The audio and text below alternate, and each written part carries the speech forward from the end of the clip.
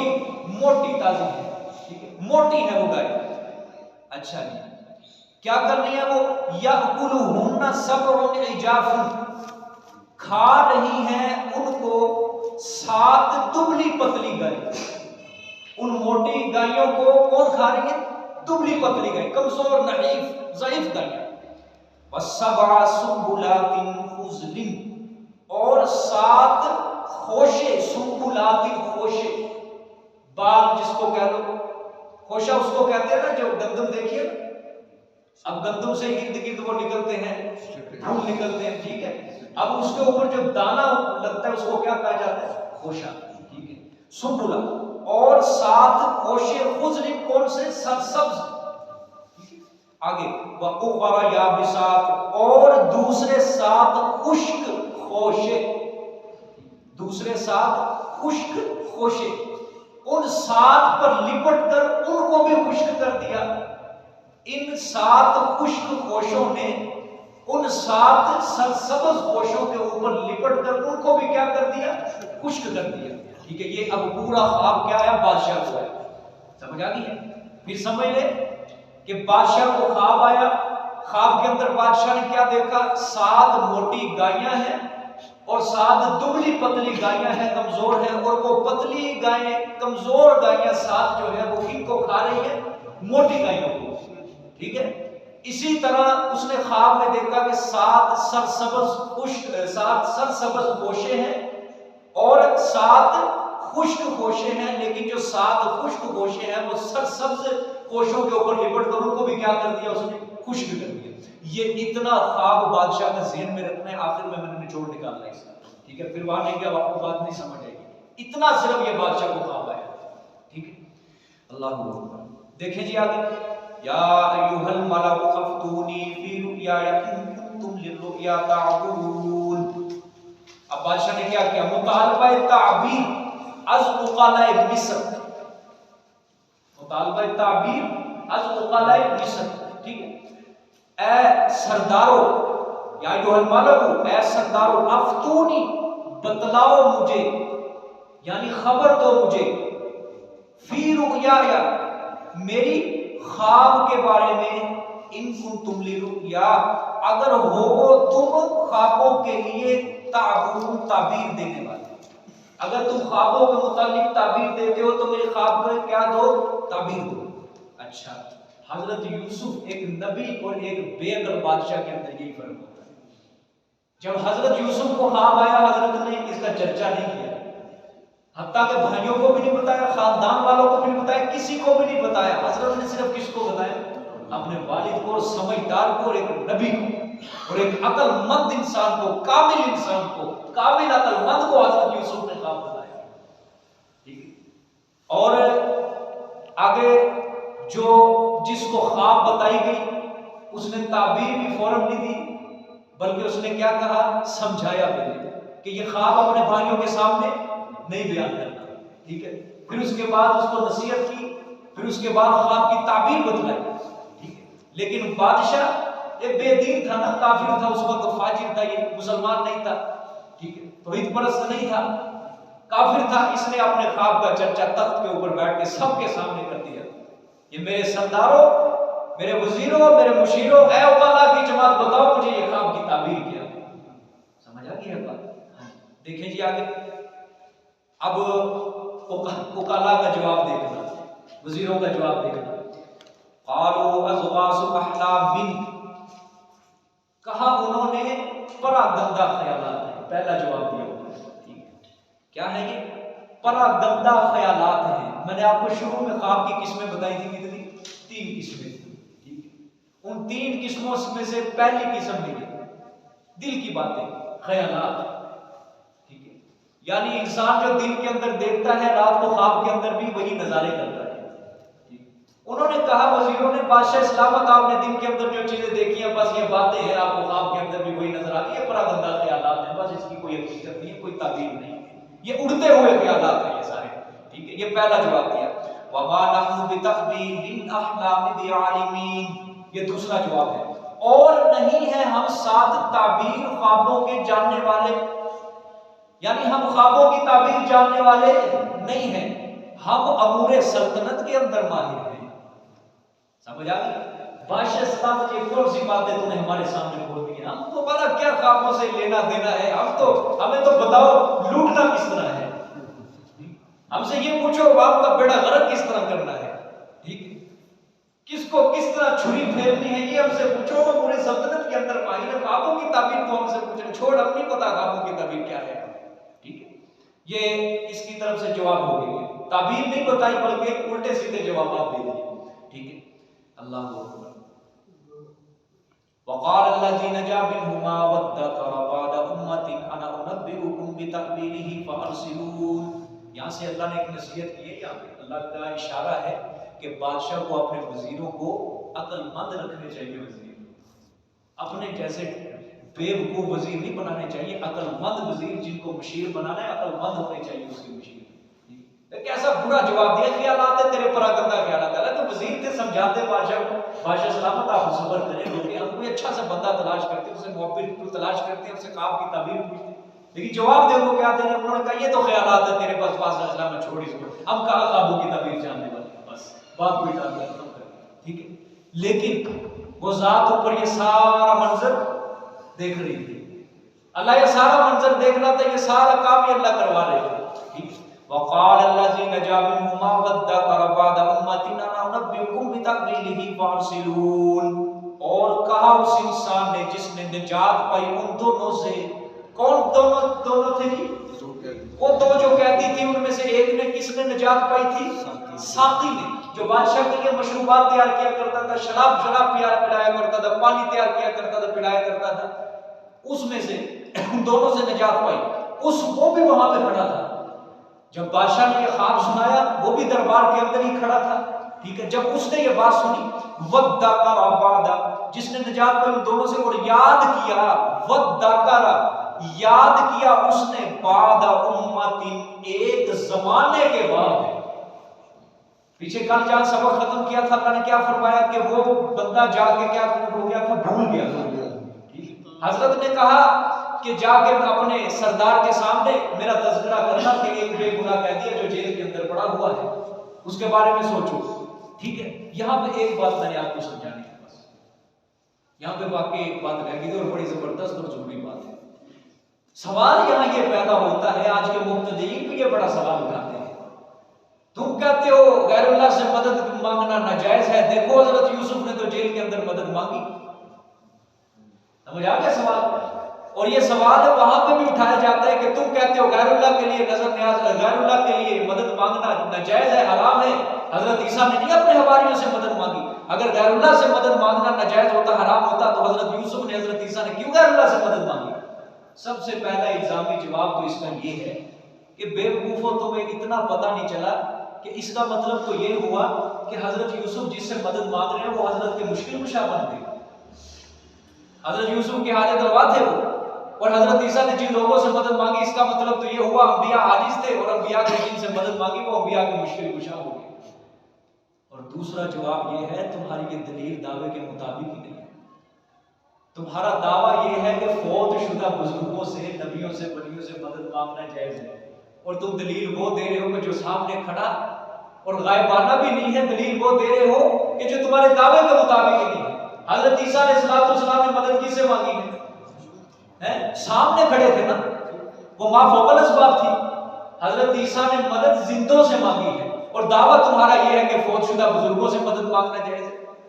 हजरत ईसा ने तो जिंदों से मदद मांगी, और तुम्हारा दावा ये है कि गायबाना पुकार सकते हैं, लेकिन हजरत ईसा ने गायबाना पुकारा, बल्कि सामने थे वो। हमारी मन अंसारी अल्लाह, कौन अल्लाह के दीन के लिए मेरी मदद करेगा?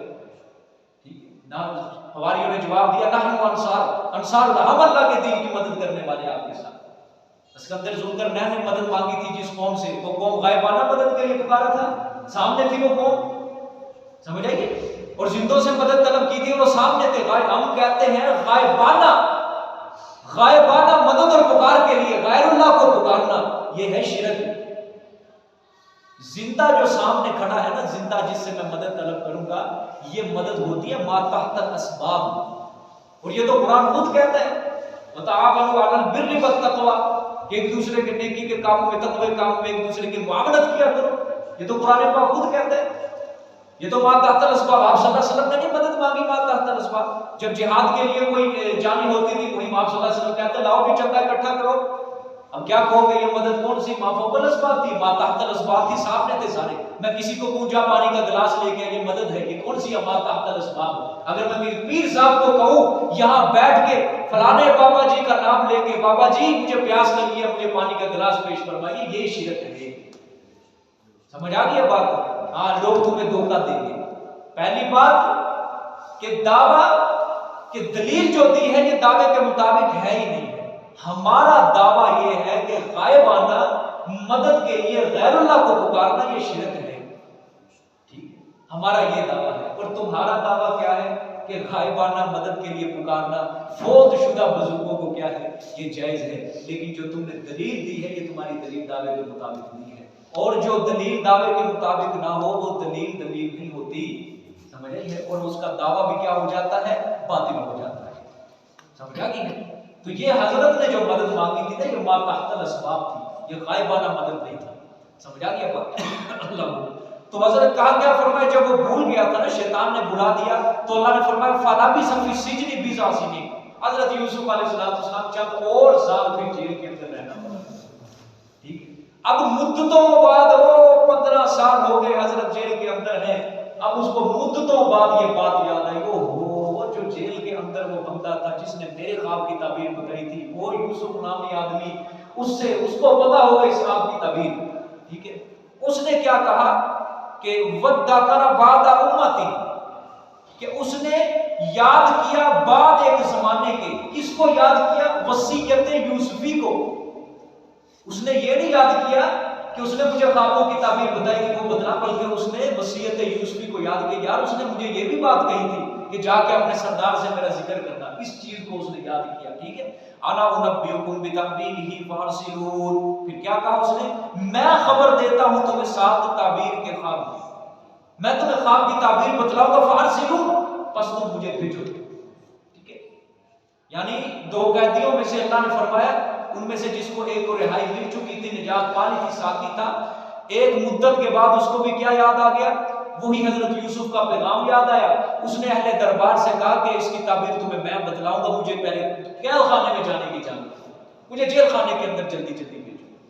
अब यहां पे एक बात कह रही है, उसने ये तो कहा कि मैं उस इंसान के पास ख्वाब की ताबीर का इल्म लेने के लिए जाता हूं, ठीक है, लेकिन उसने हजरत का नाम जिक्र नहीं किया। देखो ना, आयत के अंदर साफ वाज़ेह है, उसने ना हजरत का नाम बताया कि कौन है, फलाना बंदा है, कोई निशानी नहीं बताई। उसने कहा मुझे कैद खाने के अंदर भेजो, मैं जाऊंगा, मैं उससे ख्वाब की ताबीर पूछ के आऊंगा। लेकिन दूसरा तरीका उसने क्यों नहीं इख्तियार किया कि उसने कह दिया हो कि फलाना फलाना बंदा है जी, वो यूसुफ नाम का आदमी है, उसका बड़ा चर्चा है, कैदी भी उसकी बड़ी इज्जत करते हैं, बड़ा एहतराम करते हैं, बड़ा अदब करते हैं, फलाना फलाना बंदा है, जाओ कैद खाने के अंदर, उसको ताबीर का पता होगा, उससे जाके इस ताबीर को पूछ लो। ये उसने रास्ता क्यों नहीं इख्तियार किया? उसने कहा मुझे भेजो। समझ आ गई बात? समझने की तवज्जो तलब है। इसकी 2 वजूहात मुफस्सिरीन ने लिखी है। कितनी? 2 वजह। उसने सोचा कि अगर कोई और जाएगा ना ख्वाब की ताबीर पूछने के लिए, अगर किसी और इंसान को बादशाह ने भेज दिया, किसी वजीर ने भेज दिया, तो वो बुला के लेके आएगा और वो ख्वाब की ताबीर पूछी जाएगी उससे, तो जो आदमी यूसुफ को बुलाने के लिए जाएगा ना, तो बादशाह सारी तारीफ, सारा हार इज्जत का उसके गले के अंदर डाल देगा, मैं तो रह जाऊंगा।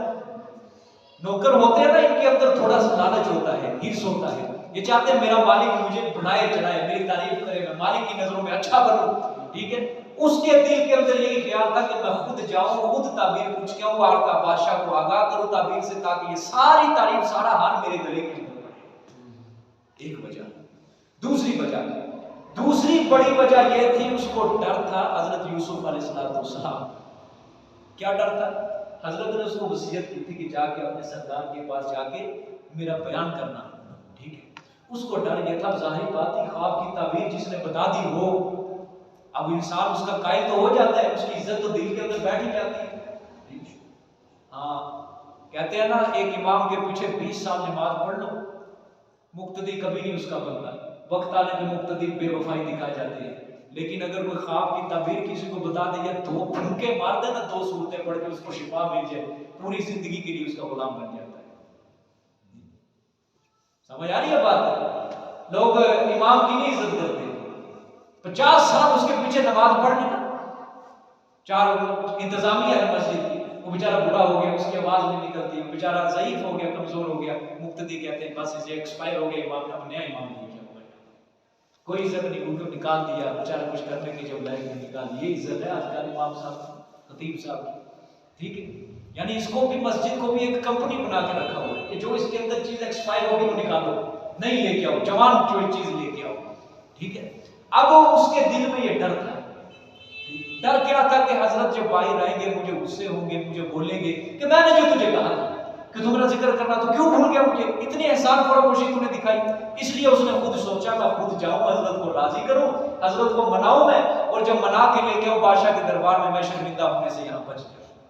ये बड़ी वजह, ये भी मुफस्सिरीन ने जानती है, लेकिन हजरत यूसुफ ने उसको कुछ नहीं कहा था। ठीक, देखिए आगे अभी वाक़या है, देखो जी। अब बादशाह ने कहा कि ठीक है, देर किस बात की, जा उस कैदी के पास, फलाने कैद खाने के, जिस कैद खाने के अंदर जाने, जा जल्दी जल्दी उस बंदे को बुला के लेके आ, तभी पूछ गया उससे, ठीक है? अब हो गया यूसुफ अय्युहा सिद्दीक, अल्लाह ने फरमाया उस कैदी ने जब जाके हजरत यूसुफ से खिताब किया, सबसे पहले उसने कहा यूसुफ ऐ सच्चे, सुभान अल्लाह, खिताब देखो कितना प्यारा खिताब कर रहा है, यूसुफ ऐ सच्चे, ऐ सच्चों के सच्चे, ठीक है? हाँ, अफ्तीना, खबर दो, बतला दो हमें, फी सबी बिकरातिन सिमानिन, 7 गायों के बारे में जो मोटी ताजी है, सिमानिन मोटी ताजी है। अब वो बादशाह का ख्वाब बयान कर रहे लोग, यकुलुहुन्ना सबउन इजाफुन, क्या कर रही है वो? हाँ, खा रही है उनको, मोटी गायों को खा रही है, सबउन इजाफुन, 7 दुबली पतली गायें, कमजोर गायें, वसबइन सुंबुलातिन खुज़रिन व उखरा याबिसात, और 7 खोशे सरसब्ज और 7 खोशे खुश्क, दूसरे खुश्क, 7 खोशे कि वो उन 7 सरसब्ज के ऊपर लिपट के उनको भी क्या कर दिया, खुश्क कर दिया। उसने ये बादशाह के पास जाके, हजरत यूसुफ अलैहिस्सलाम के पास जाके सबसे पहले क्या खिताब किया, ऐ यूसुफ सिद्दीक सच्चे, कि आप सर से लेकर पांव तक आपके अंदर सदाकत और सच्चाई सरायत कर चुकी है, जो बात भी आपकी जुबान से निकलती है वो सच होकर रहती है, ये मतलब है सच्चे यूसुफ, है सिद्दीक यूसुफ, ठीक है? उसने बादशाह के सामने ये ख्वाब बयान कर, हजरत के सामने बादशाह ने ये ख्वाब बयान किया, ठीक है? क्या कहा उसने आगे, लअल्ली अर्जिउ इलन नास, आप हमें ख्वाब की ताबीर बतलाएं ताकि मैं लौटूं लोगों की तरफ, ये ताबीर लेकर, क्यों लौटूं लोगों की तरफ ताबीर लेकर, लोगों के पास जाऊंगा, आपके मर्तबे और बुजुर्गी को वो पहचानेंगे, उम्मीद है तो फिर वो आपको जेल से बुलाएंगे अपने पास। जब मैं आपका ख्वाब बताऊंगा जाके सारे गुजारा के सामने, बादशाह के सामने, ये सारी तदबीर, ये सारी ताबीर उसके सामने पेश करूंगा, तो फिर वो क्या करेंगे, आपको बुलाएंगे, आपकी बुजुर्गी, आपके मर्तबे का पहचान जो होगी उनके दिलों के अंदर बैठेगी, ठीक है? ताकि वो जान ले, क्या जान ले, ताबीर भी जान ले और आपके हाल को भी जान ले। ये अल्लाह ताला क्या बना रहे हैं, एक सबब बना रहे हैं हजरत की रिहाई का, और बड़ा जबरदस्त अल्लाह ताला ने ये तदबीर किया। आगे क्या फरमाया अल्लाह ने, क़ाल तज़रऊन सबअ सिनीन दअबन फमा हसबतुम फज़रूहु फी सुबुलिही इल्ला क़लीलन मिम्मा तक़ूलून। ये ताबीर है जी, ताबीर यूसुफी, और ऐसी जबरदस्त ताबीर दी हजरत यूसुफ ने, बंदा हैरान हो जाता है, इंसान की अकल भी नहीं पहुंचती वहां तक। अब देखो आम इंसान पढ़ ले, ये ख्वाब आया किसी बंदे को, 7 गायें, 7 दुबली पतली, और देखो गुजरात होती है ना, उन्होंने कह दिया कि हमें नहीं पता, ये बरादंदा के ख्यालात है, लेकिन हजरत ने ऐसी जबरदस्त तदबीर दी, ऐसा यूं पक्का मालूम होता है कि अल्लाह ताला ही ने ये बता दिया। और याद रखना, मुफस्सिरीन फरमाते हैं, कोई मुफस्सिर फरमाते हैं कि अल्लाह हर नबी को ख्वाब की ताबीर जरूर देते हैं, ये ताकत, ये कुव्वत अल्लाह ताला देते हैं नबी को कि ख्वाब की ताबीर को बतला सके, ठीक है? अब हजरत ने ख्वाब की ताबीर जो को किस तरह बताई है कि एक मुअब्बिर के लिए सबक आमोज बात है। सबसे पहले हजरत ने ताबीर बताई, ताबीर बता के हजरत ने उसके बाद तदबीर भी बताई, तदबीर भी बताई, सुभान अल्लाह। यानी ताबीर जो थी ना उसकी वो नुकसान देने वाली थी, उसके अंदर क्या था, नुकसान रखा था। लेकिन हजरत ने उस नुकसान से बचने के लिए तदबीर भी बताई। फिर उस तदबीर को इख्तियार करने के बाद फिर ख्वाब की तरफ ताबीर पूरी की, फिर उस पूरी ख्वाब की तदबीर देने के बाद हजरत ने आखिर में बशारत भी सुनाई, खुशखबरी भी दी। ऐसे ताबीर देनी चाहिए ख्वाब की। ठीक है, देखिए क़ाल तज़रऊन सबअ सिनीन दअबा, ये है पहले ताबीर। कहा काश्त करोगे तुम 7 साल लगातार, दअबन लगातार। ठीक, हजरत ने फरमाया तज़रऊन, तुम काश्त करोगे 7 साल दअबन लगातार। फमा हसदतुम फज़रूहु फी सुब्बुलिही इल्ला क़लीलन मिम्मा तअकुलून। 7 साल लगातार क्या करोगे, काश्तकारी करोगे, यानी मोटी गायों की ताबीर है ये। ठीक है, 7 गाय थे ना, वो 7 साल मुराद है। ठीक है, 7 गायों की जो तादाद है वो और क्या ताबीर है उसकी, 7 ये ताबीर है। ये दो ज़हन में रखना जी बात। फमा हसदतुम फज़रूहु, बस जो कुछ के काटो तुम, बस छोड़ दो उसको। फमा हसदतुम, जो कुछ के काटो तुम खेती से, फज़रूहु, बस उसको छोड़ दो तुम, फी सुब्बुलिही, उसके खोशे के अंदर। दानों को जुदा नहीं करना खोशे से, खोशे समेत उसको क्या कर लेना है, काट लेना है। ठीक है, क्यों काटना है खोशे समेत, दाने को क्यों जुदा नहीं करना, ताकि गल्ले को घिन का कीड़ा ना लग जाए। ठीक है, गल्ला खराब ना हो जाए, आफतों से बचे गल्ला। ठीक है, आगे देखिए, इल्ला क़लीलन मिम्मा तअकुलून, मगर थोड़ा उससे जो तुम खाते हो। खोशे से उतना लेना है बकदरे जरूरत जितना तुम खाना है, बाकी तुम किसके ऊपर रहने दो, उसको खोशे के ऊपर। ठीक है, आपने ताबीर के साथ क्या दी, तदबीर भी दी। आपने कहा मियां ये तो बहुत बड़ा कहत आ रहा है तुम्हारे ऊपर, क्या आ रहा है, कहत साली आ रही है। किस तरह, ये 7 बरस जो है ना, ये 7 बरस जो पहले 7 साल होंगे ये मोटी गायें मुराद है, और जो 7 सरसब्ज खोशे हैं, 7 मोटी गायें, 7 सरसब्ज खोशे, ये क्या है, पहले 7 साल तुम्हारे ऊपर खुशहालियां होंगी, गल्ला वाफर मिकदार में, सरसब्ज बागात होंगे तुम्हारे पास। और फिर बाद में दूसरे नंबर पे क्या नजर है, 7 दुबली पतली गायें और 7 खुश्क खोशे। ये अगले 7 साल जो होंगे वो तुम्हारे ऊपर कहत साली के आएंगे। ये क्या आएंगे, कहत साली के आएंगे।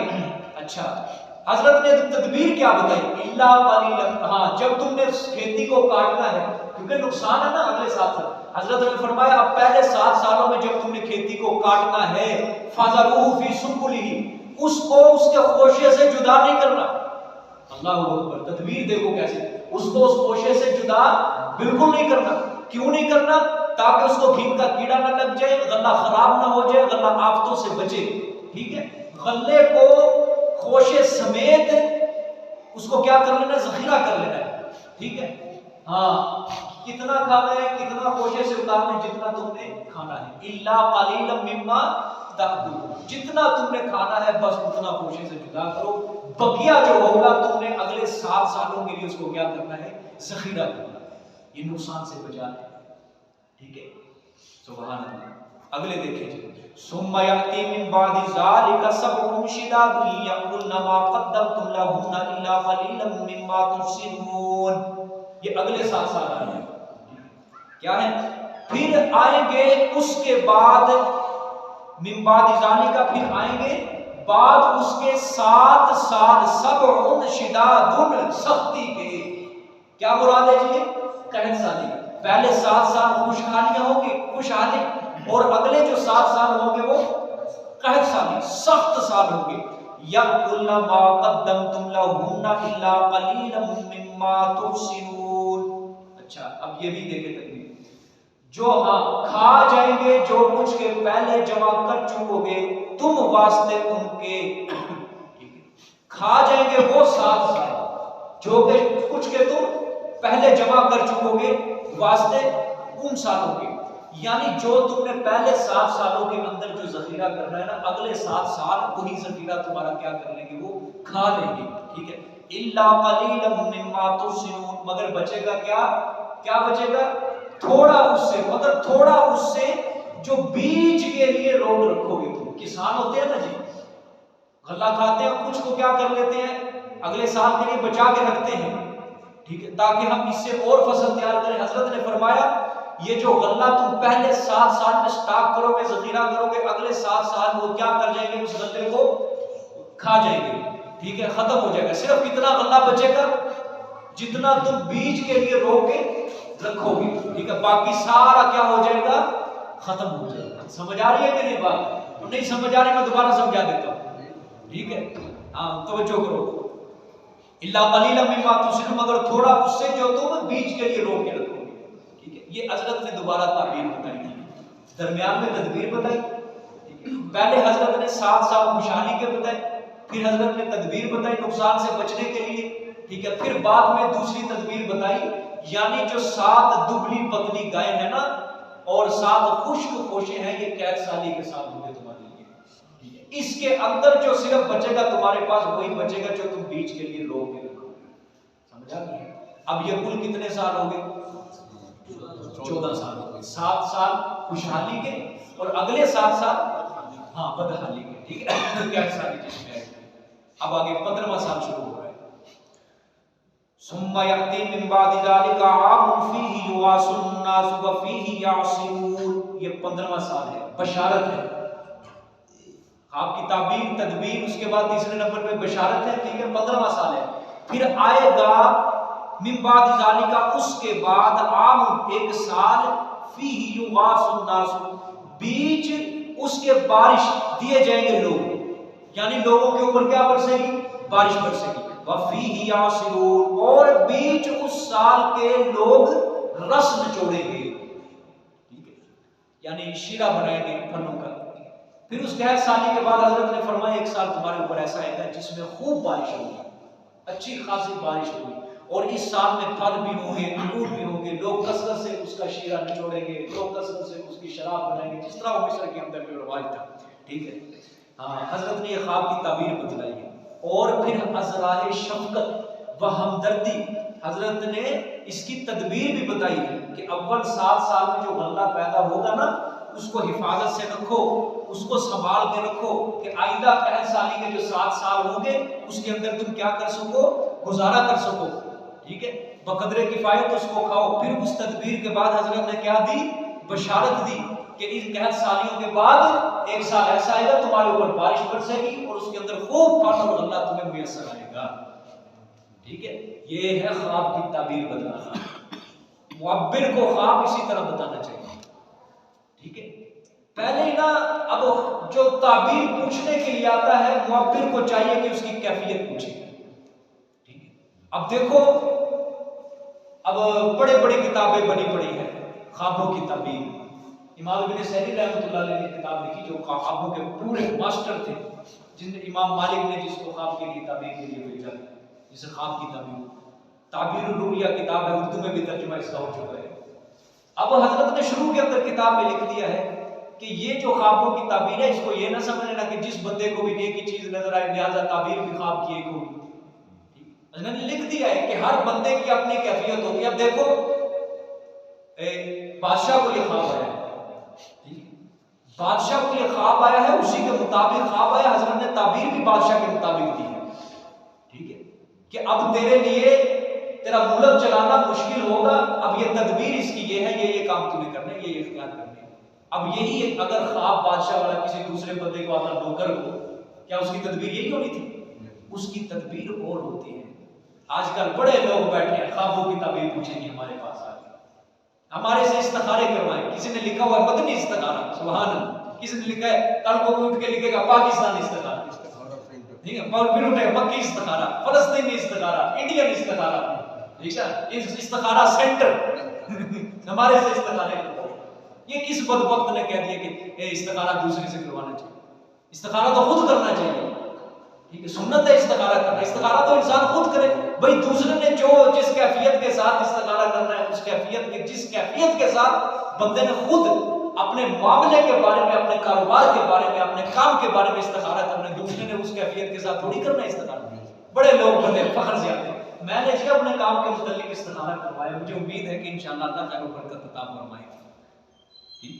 बड़े फख्र से आगे बताते हैं, बेवकूफ इंसान तो खुद इस्तिखारा कर, काम तेरा है और इस्तिखारा तो किसी से करवा रहा है, और ऊपर से ये फीसें तलब करते हैं।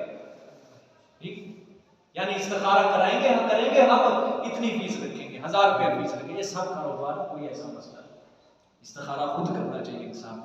ठीक है, कोई मतलब नहीं है ऐसे, ये जरूरी भी नहीं है कि जिसको नजर आ जाए आपके हमारे बारे में, आपके कारोबार के बारे में ये इस्तिखारे के अंदर ये नजर आए, कोई जरूरी नहीं है, सब झूठ है ये सारा, ये धंधा ये कारोबार है, एक झूठे ख्यालात है ये सारे के सारे, इस बातों के ऊपर एतबार बिल्कुल नहीं करना चाहिए। समझ आ गई? और जो ख्वाब की ताबीर अगर किसी से पूछनी है, मैंने शुरू में आपको समझाया था, ऐसे लचड़ तलचड़ किसी आदमी के पास ना पहुंच जाना। ठीक है, किसी अच्छे आदमी को, अल्लाह वाले आदमी को, नेक साले आदमी को, और वो भी ख्वाबों की ताबीर के मुतालिक मुकम्मल पूरा मास्टर हो। और ये चीज याद रखना, ये हासिल होती है वो बुढ़ापे की उम्र में जाके, इस दौर के अंदर, कि जो इंसान मुकम्मल अल्लाह ताला के अहकामात पे अमल करे, सुन्नत रसूल सल्लल्लाहु अलैहि वसल्लम के ऊपर अमल पैरा हो, ये ना दाढ़ी मुंडा हो ख्वाबों की ताबीर पूछने इंसान जा रहे हो। और जो ख्वाबों की ताबीर बतलाने वाला है उसको पूरी उसकी कैफियत का अंदाजा लगाना चाहिए। अगर नुकसान हो रहा है तो उसको उस नुकसान से बचने की तदबीर भी बताए। आते हैं ना कई अल्लाह वाले ऐसे होते हैं, मिसाल के तौर पे अगर किसी की ख्वाब आया है, अल्लाह ताला इशारा करता है तेरे ऊपर ये मुसीबत आने वाली है बाबा, अब ख्वाब की ताबीर बताने वाला समझ जाता है और वो उसको फौरन इस्तिग़फ़ार करने का हुक्म देता है, भी इस्तिग़फ़ार करो, अपनी नमाज़ों के अंदर मुकम्मल ध्यान दो, फजर के बाद ये वजीफा करो, असर के बाद ये वजीफा करो। मैं आपको अपना वाक़या सुनाता हूँ। हमारी वालिदा मोहतरमा को एक मरतबा ख्वाब आया। ख्वाब के अंदर क्या आता है कि हमारी दादी जान वफ़ात पा चुकी है, अल्लाह उनको जन्नत नसीब करे, वफ़ात पा चुकी है। हमारी वालिदा के ख्वाब में आया कि गोश्त का टुकड़ा मुझसे छीन कर लेगी।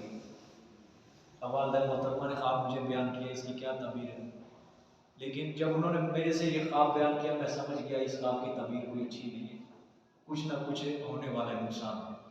मैंने उसी वक्त ख्वाब की तबीर बिल्कुल नहीं बताई, सिर्फ यही कहा कि दुआ खैर की दुआ मांगो। ठीक 3 दिन के बाद हमारे गांव से एक खबर आई कि मेरे मामू जान का बेटा बिजली लग के, करंट लग के वो वफात पा चुका। मैंने फिर उस वक्त ये ख्वाब की तबीर वालिदा को बताई, ये ख्वाब की तबीर आपकी यही है। मैंने उस वक्त नहीं बताई, ये आज मुकम्मल हो चुकी है। अब मैं उसी वक्त अगर बता देता कि कोई बहुत बड़ा नुकसान होने वाला है, हमारा ये होने वाला है, उसी वक्त वो परेशान हो जाती। ठीक है, समझे? इस तरह नहीं करना चाहिए ख्वाब की तबीर। समझ आ गया?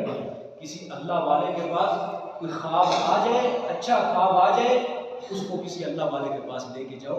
और जो ख्वाब होते हैं ना, दिल की बातें इंसान दिल के अंदर देखता है, शाम को भी वही देखता है। मैंने आपको शुरू में समझा दिया, ऐसे ख्वाबों का कोई भी माने नहीं है, बस ये ख्यालात होते हैं। इंसान देख लेता है मेरी शादी हो रही है, देख लेता है मेरे ऊपर पैसों का बरसात हो रहा है, देख लेता है पैसे का कमरा पड़ा, ये सारे के सारे ख्यालात हैं।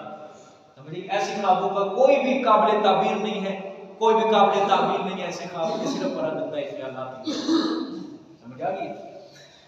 अल्लाह अकबर। तो हजरत ने ये बशारत सुना दी। ठीक है, अब देखें ये 15वां साल है ना, सुम्मयाती मिन बादी, हजरत ने फरमाया 14 सालों के बाद तुम्हारे ऊपर 15वां साल आएगा जिसके अंदर बारिश बरसेगी। अब देखो ख्वाब कितना आया और हजरत ताबीर क्या बता रहे, ये बात समझने की है।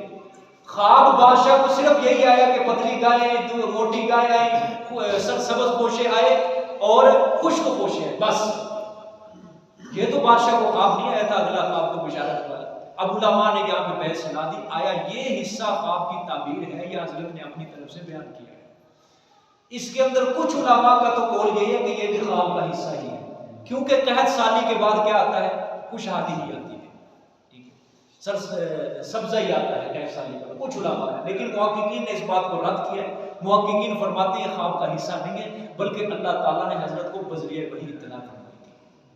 ये कौल जबरदस्त है कि ये ख्वाब का हिस्सा नहीं है। सुम्मयाती मिन बादी ज़ालिका अम्र, ये ख्वाब का हिस्सा नहीं है, बल्कि अलग से अल्लाह ताला ने हजरत को क्या फरमाई थी, बज़रिया वही इस चीज की इत्तला दी थी कि अगले 14 सालों के बाद 15वां साल जो होगा ये खुशहाली का साल, इसके अंदर बारिशें बरसेंगी। ठीक है, ये हो गई ताबीर। अच्छा, जब बादशाह ने ये ताबीर सुनी उस नौकर की जुबान से, बादशाह हक्का बक्का रह गया। लेकिन सबसे पहले ये बात समझो, थोड़ा सा नुक्ता समझाना है। कहत साली को अल्लाह ने बादशाह को जानवर के साथ दिखाया, यानी दुबली पतली गाय, ये कहत साली थी ना, बादशाह को ये नजर आया। इसकी क्या वजह है? आपको पता है जब कहत साली बरसती है तो सबसे पहले असर किसके ऊपर होता है? जानवर के ऊपर। इंसान तो जखीरा कर लेता है, ठीक है, इंसान के ऊपर उसका असर नहीं होता। जानवरों का काम तो इधर उधर से चल के अपना पेट पूरा करना, भरना, ठीक है। जानवरों के ऊपर सबसे पहले इसका असर होता है। और अल्लाह ने दुबली पतली जो गाय दिखाई थी वो कहत साली यही। और हजरत की फिरासत अल्लाह ताला ने कमाल की दी, अपने पैगंबर होता है ना अल्लाह का, हजरत समझ गए कि ये साफ दुबली पतली गायों से मुराद क्या है? कहत साली मुराद, ठीक है। और दूसरी बात ये जो साकी ख्वाब की ताबीर पूछने के लिए है, आपने पूरी आयत पढ़ ली है ना, साकी ख्वाब की ताबीर पूछने के लिए हजरत ने ताबीर बतलाने वाले को कोई शर्त नहीं लगाई, एक जर्रा बराबर भी शर्त नहीं लगाई कि पहले मुझे यहां से निकालो फिर मैं बतलाऊंगा, आगे मुझसे ख्वाब की ताबीर पूछने के। अगर कोई और होता यही कहता बादशाह को, वो पहले यहां से मुझे निकालो फिर मैं ख्वाब की ताबीर। और दूसरी बात, उस नौकर से कोई शिकवा भी नहीं किया कि यार अच्छा आदमी है, इतने साल हो गए तूने मेरा कोई जिक्र तक नहीं किया। सुभान अल्लाह, सुभान अल्लाह। ये इतनी मुद्दत के बाद मेरा ख्याल आ गया। हजरत ने आइंदा के लिए भी कोई उस नौकर से दरखास्त नहीं की। इससे हजरत अंबिया इकराम की मोहब्बत, हजरत अंबिया इकराम की मोहब्बत, इखलाक का अंदाजा इसी बात से लगाया जा सकता है, ठीक है। और आगे से साकी ने जिस तरह खिताब किया अय्युहा सिद्दीक, ये इस बात को बतलाया कि अंबिया की सदाकत, रास्तबाजी, दानिशमंदी, हिकमत और दानाई का सिक्का किस तरह लोगों के दिलों के अंदर बैठ जाता है। ये हजरत अल्लाह ताला ने। और कुछ लोगों ने यहाँ पे ये भी बात ली है, जिस तरह नौकर ने कहा था ना अय्युहा सिद्दीक, ऐ सच्चे सिद्दीक, ऐ सच्चों के सच्चे। लेकिन यहाँ पे मेरा ज़हन तो यही है कि जो अभी मैंने बयान किया कि अल्लाह ने ये बतलाना किया कि देखो अंबिया की दानिशमंदी और हिकमत और दानाई किस तरह लोगों के दिलों के अंदर बैठ जाती है। कुछ लोग यहाँ से कहते नहीं जी, जो नौकर था इसको पता था किस तरह यूसुफ ने मेरी खिड़की के अंदर आना है, इसने खुशामद किया जाके कि ऐ सच्चे सिद्दीक, ठीक। क्योंकि नौकर को पता होता है कौन सा बंदा किस कलाम के अंदर समझता है, ठीक है। नौकर को पता है कि दरबार के अंदर कौन सा बंदा वजीर को किस कलाम के साथ बात करनी है, बादशाह के साथ किस तरह बात करनी है। नौकर को हर किसी के बारे में इल्म होता है कि किस बंदे के साथ किस तरह पेश आना है। इस नौकर को इल्म तो वैसे भी जेल के अंदर हजरत के साथ काट के आते हैं, इसलिए हजरत को खुशामद किया। लेकिन ये बात दुरुस्त नहीं है। बात वही दुरुस्त है कि इसके दिल के अंदर हजरत की सदाकत का सिक्का बैठ जाए। जाहिर बात है हजरत ने इसको ख्वाब की ताबीर नहीं बतलाई थी। जो ख्वाब की ताबीर बतलाते हैं उसका इंसान घायल हो जाता है, उसकी मोहब्बत दिल के अंदर आ जाती है, ठीक है। अब जब ये बादशाह के पास गया, अब यहां से आगे वकाल अल मालिक तूनी बिही, ये नौवां मरहला शुरू होता है हजरत का, ठीक है। कि बादशाह ने साकी का जब ख्वाब की ताबीर सुनी, साकी से कहा, बादशाह ने कहा ये क्या वजह है, ऐसा इंसान जेल के अंदर है, उसको हमारे पास लेके आओ, ऐसे शख्स को हमारे सामने पेश करो ताकि उसकी लियाकत और उसकी काबिलियत के मुताबिक मैं उसका अदब करूं, मैं उसका एहतराम करूं, उसको बाहर लेके आओ जेल से। समझ आ गई बात है? अल्लाह को देखे जी, तर्जुमा देखे, वकाल अल मलिक तूनी बिही, और कहा बादशाह ने ले आओ तुम मेरे पास उस बंदे को, किसको? यूसुफ अलैहिस्सलाम को। अब यहाँ पे उन्वान भी समझ सरफराजी यूसुफी बाद अज़ इम्तिहान इमानत और फरासत। इमानत के भी दो इम्तिहान होंगे, फरासत के भी दो इम्तिहान। अब हजरत की सरफराजी शुरू हो रही है, ठीक है। हजरत का उरूज शुरू हो रहा है, यहाँ से सरफराजी शुरू हो रही है। बुला के लेके आओ उस बंदे को हमारे पास, ऐसे अजीमुशान बंदे को जिसने ख्वाब की ताबीर बताई। फलम्मा जाअ रसूल, बस जब आया हजरत की खिदमत में वो कासिद, और रसूल से मुराद कासिद, कासिद से कौन मुराद है? वही नौकर हजरत का, बादशाह का। क़ाल अर्जिअ इला रब्बिका, उसने आगे कहा कासिद ने कि हजरत आपको बादशाह सलामत बुला रहे हैं। आपको पता है हजरत ने आगे देखो क्या जवाब दिया, सुभान अल्लाह। क़ाल अर्जिअ इला रब्बिका फस्अलहु मा बालुन निस्वति अल्लाती क़त्ताअन अयदियहुन। और 15 साल पुराना मसला छेड़ दिया, ठीक है। देखो जी, कहा हजरत यूसुफ अलैहिस्सलाम ने लौट जा इला रब्बिका, तरफ अपने बादशाह के, तरफ अपने सरदार के, फस्अलहु, बस पूछ तू उससे, मा बालुन निस्वति अल्लाती, क्या हाल है उन औरतों का, अल्लाती क़त्ताअन अयदियहुन, जिन औरतों ने अपने हाथ काट डाले। अल्लाहु अकबर, सुभान अल्लाह। ये मैं आपको बात समझाऊंगा हजरत ने इतनी पुरानी बात क्यों छेड़ दी, ठीक है। हजरत ने कहा जा जा लौट जा, कोई नहीं आऊंगा मैं। मुझे लेने के लिए आए हो, जाओ बादशाह को वो उस मामले की तहकीक करो, उन औरतों के बारे में तहकीक करो। मैं जेल से उस वक्त तक बाहर नहीं निकलूंगा जब तक लोगों के सामने मेरी बरात और मेरी बेगुनाही ना साबित हो जाए। ये जो तोहमत मेरे ऊपर लगाई है ना पूरे मिस्र के अंदर के मैं कसूरवार हूं, इस तोहमत को मेरे ऊपर से खत्म करो। अल्लाह, अगर कोई और होता ना भाई, उसने निकला ना था, उसने गुस्से से निकला ना था, उसने बाजू चढ़ा के आने थे भाई, उसने कहा था मैं अब इसके दो हाथ करूंगा इस के साथ जाकर। लेकिन ये अंबिया कराम की खैरत अल्लाह ताला बता रहे हैं कि तोहमत लगी, ठीक है, हजरत ने कहा नहीं मैं नहीं आऊंगा, पहले हमारे से तौबत को सफाई करो, इसको बरात का ऐलान करो, पूरे मिस्र के अंदर तुमने मुझे खराब किया, ठीक है, मेरी बरात का ऐलान करो कि मैं क्या हूं, बेकसूर हूं, मैं बेगुनाह हूं, ठीक है। अल्लाह अकबर। यहाँ बुखारी शरीफ की हदीस भी है, मैं आपको सुनाता हूँ।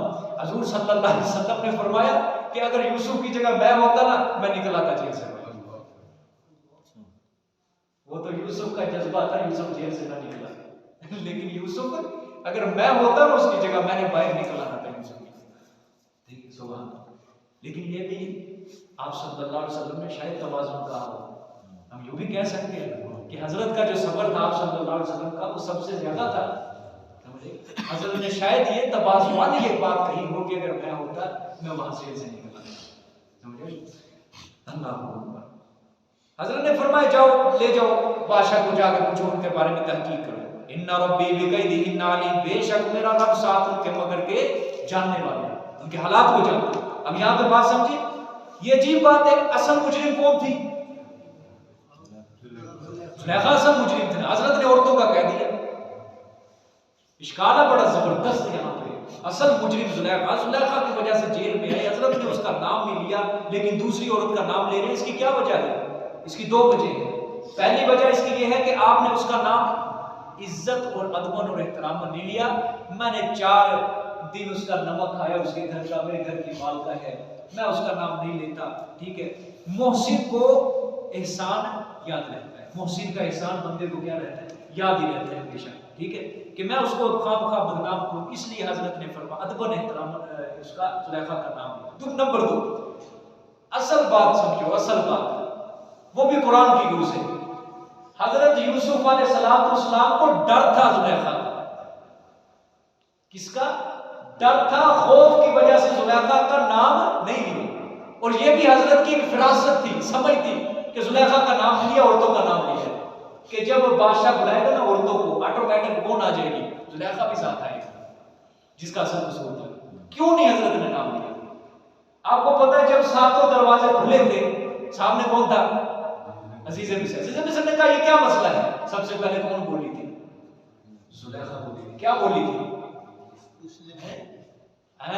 मेरे सर के ताज, तेरी घर वाली की इज्जत पे इसने डाका डाला है, क्या सजा होनी चाहिए जो तेरे घर वालों के साथ है। हजरत ने सोचा ये तो औरत है मक्कार चलाक किस्म की, बादशाह के सामने जब ये जाएगी ये तो वहां भी मुकर जाएगी। बादशाह सलामत मेरे सर पे कुरान है, मुझे तो पता ही नहीं है। अगर ये वहां पे भी अपने आप को इसने बेकसूर साबित कर दिया तो फिर मैं क्या करूंगा?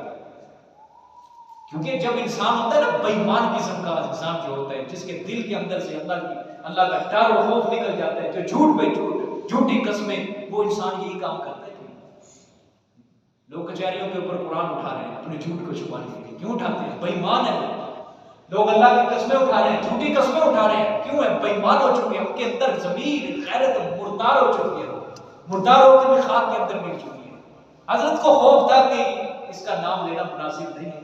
बादशाह जब सारी औरतों को बुला लेगा ना, तो बादशाह फिर जो बोलते कहेंगे, सारी जब तहकीकात शुरू होगी, जुलेखा को भी फिर जरूर बजरूर आना पड़ेगा। ये है समझ।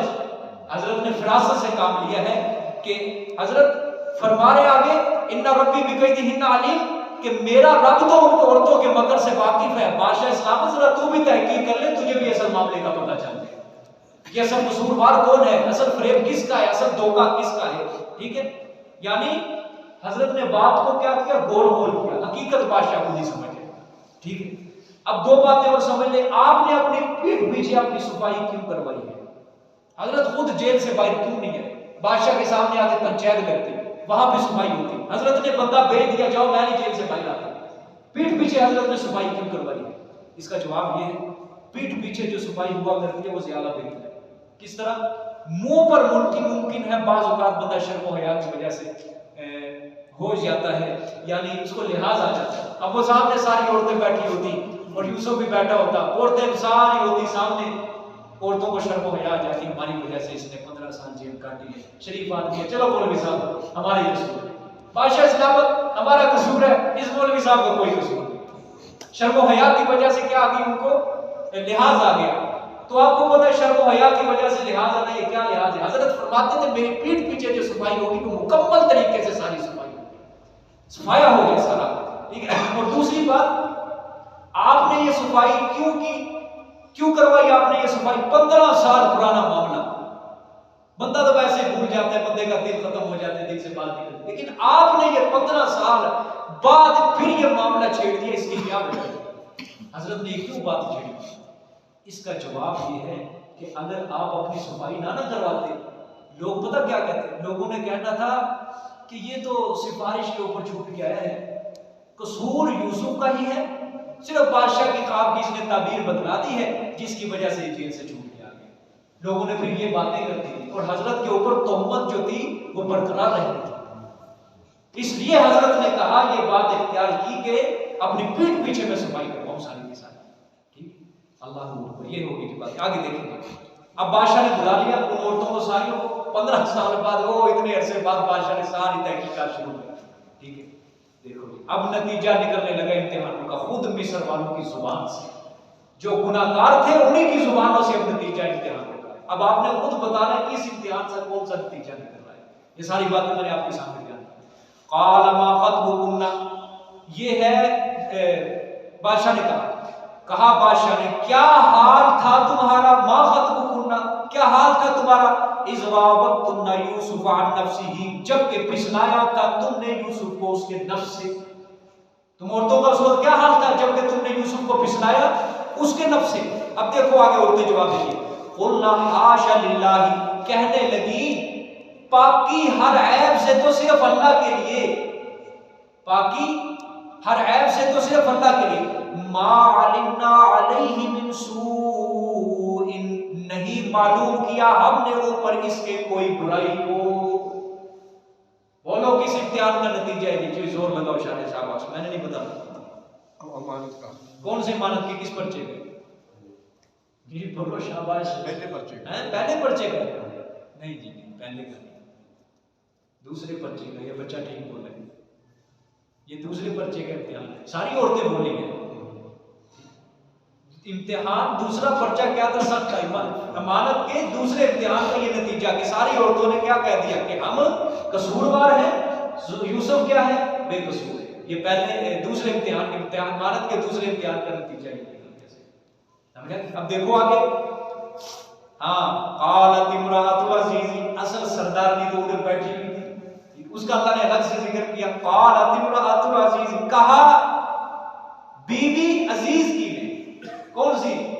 जुलेखा भी आई हुई थी, ठीक है। उसने कहा, हाँ, जब कहने लगे औरत अजीज मिस्र की जो कि वहीं हाजिर थी, हाँ, अजीज आला हसल हक्कु, अब तो जाहिर हो गया है सब पर हक, अब बात छुपाने का क्या फायदा, अब सब पर सच्चाई साबित हो चुकी है। अनराबतुहु अन नफ्सिही, मैंने फिसलाया इसको इसके नफ्स से। ये किस इम्तिहान का नतीजा है जी? ये है पहले इम्तिहान का नतीजा, ठीक है। इमानत के दोनों इम्तिहानों का नतीजा खुद उन्हीं की जुबान से, खुद उनको अल्लाह ताला ने झूठा किया, भरे दरबार के अंदर बादशाह, सुप्रीम कोर्ट के अंदर इनको अल्लाह ताला ने झूठा किया। अल्लाह ताला वल्लाहु गालिबुन अला अमरिही, अल्लाह अपने हुक्म पर क्या है? गालिब है। अपने इज्जत वाले बंदे को अल्लाह कभी रुसवा नहीं होने देता, अपने नबी के दुश्मन को अल्लाह कभी भी रुसवा नहीं होने देता। अल्लाह ताला ने इज्जत से निकाला। ये तो अल्लाह ताला के सारे खेल हैं। या अल्लाह तू करना क्या चाहता है? पहले हजरत यूसुफ को कुएं की कैद डाली, फिर उनको गुलामी की कैद, फिर अजीज मिस्र के घर, फिर जुलेखा का हमला है, फिर औरतों का हमला है, फिर जेल है, फिर अल्लाह ताला इज्जत और बुलंदियों के साथ उरूज के साथ हजरत को क्या करवाने, क्या करवाने। अल्लाह आगे देखो जी, व इन्नहु लमिनस सादिकीन, और बेशक वो अलबत्ता सच्चों से है। क्या मतलब कि मैं जुलेखा ने खुद ही इसको फुसलाया, यूसुफ सच्चों में से है, कि ये यूसुफ कह रहे हैं ना कि मैं बेगुनाह हूं, जुलेखा का कसूर है, यूसुफ क्या है, सच्चों में से है। ठीक है अल्लाह जी भी सुबह आज खत्म करना है, कल खत्म कर जालिकल लियालम अन्नी, ये क्योंकि ये कलाम आगे तक इस 13वें सिपारे के साथ है और इस कलाम के अंदर ये इख्तलाफ है आगे कि ये हजरत यूसुफ का कलाम है या जुलेखा का कलाम है, इसके अंदर थोड़ी सी तफसील है, इंशाल्लाह कल पढ़ेंगे, इस पारा कल खत्म होगा। और अगर खाने पीने का इंतजाम करना है तो डेस्क हाजिर है आपके सामने।